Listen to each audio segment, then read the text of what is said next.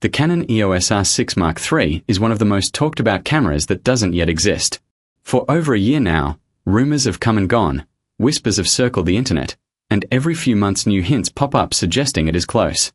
Yet here we are, still waiting. Canon has given us no official confirmation, no launch date, no spec sheet. Only silence. And so the community is left guessing. The latest reports claim the R6 Mark III is in its final stage of testing. That sounds exciting. It sounds like we are close. But what does final testing really mean? If you know Canon's history, you know it doesn't mean weeks. It can mean months. It can even mean the better part of a year. Canon is slow and careful with product releases. They don't rush cameras out the door. They test, retest, and refine. That means even if the body is in the hands of testers today, the actual launch may not happen until deep into 2025, or even early 2026. This long wait has turned the R6 Mark III into more than a product. It has become a symbol of Canon's cautious approach. For every rumor about the R6 Mark III, there are two more saying it might actually be the R7 Mark II, or the R10 Mark II, or even an update to the entry-level of 50. Canon has so many moving parts in its lineup that predicting the next release is like trying to read tea leaves. For creators, this uncertainty is frustrating. The R6 series has always been Canon's sweet spot for hybrid shooters. The original R6 was a hit because it brought fast burst rates, solid autofocus, and impressive video features into a body that wasn't as expensive as the R5. The Mark II refined that formula. But time moves quickly in the camera world. Nikon and Sony have not stood still. Nikon shocked the market with the Z6 Mark III, offering a partially stacked sensor, lightning-fast readout, and oversampled 6K video at a mid-range price. Sony's A7S, delayed though it may be, is also expected to leap forward. That leaves Canon under pressure to respond. This is why the R6 Mark III matters. It is not just another iteration.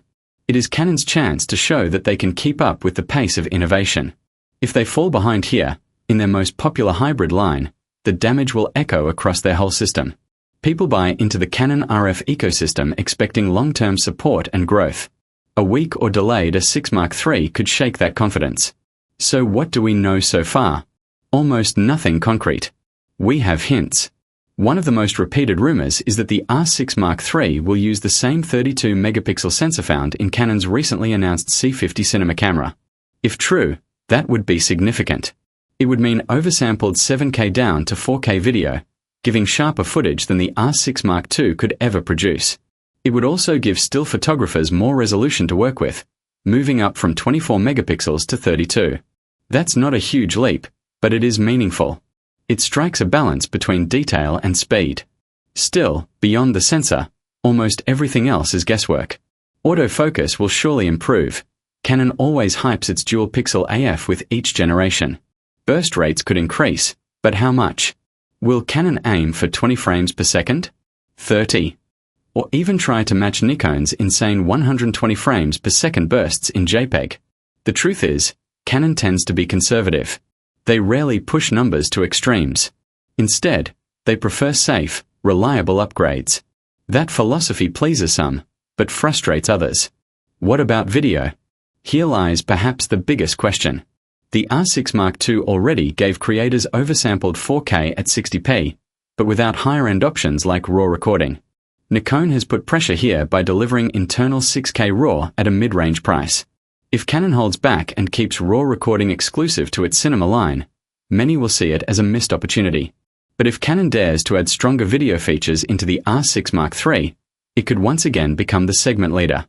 All of this speculation would feel more tolerable if Canon gave clear signals. But Canon is a company that guards secrets tightly. Unlike some brands where leaks are common and specs slip out months in advance, Canon manages information carefully. Even when prototypes are in the hands of testers, details rarely leak. And when they do, they are vague. That is why the rumor cycle feels repetitive. Every few months, someone says the R6 Mark III is coming soon. Then nothing happens. Then the rumor resets. It feels like Groundhog Day. For many creators, the cycle is exhausting. Photographers and videographers are planners. They need to know whether to invest in new gear now or wait. The longer Canon stays silent, the more uncertainty spreads. Some buyers hold off on purchases, waiting for the R6 Mark III. Others give up and switch to Nikon or Sony, where the options are clearer. Silence has a cost. Yet, Canon also knows how to play this game. By keeping expectations alive, they keep people talking. The R6 Mark III may not even exist in final form yet, but it dominates rumor sites, forums, and YouTube channels. That free publicity is powerful. When the camera finally does arrive, all of that pent-up attention will pour into coverage. In a way, the endless waiting builds anticipation, even as it frustrates. Still, there is a danger. Anticipation only works if the product delivers. If after years of rumors the R6 Mark III arrives and feels underwhelming, disappointment will be magnified.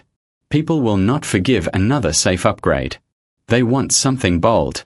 They want Canon to match or beat Nikon's innovations, not trail behind. And this is where Canon's strategy becomes interesting. Canon has always been cautious with specs. They rarely give everything in one body.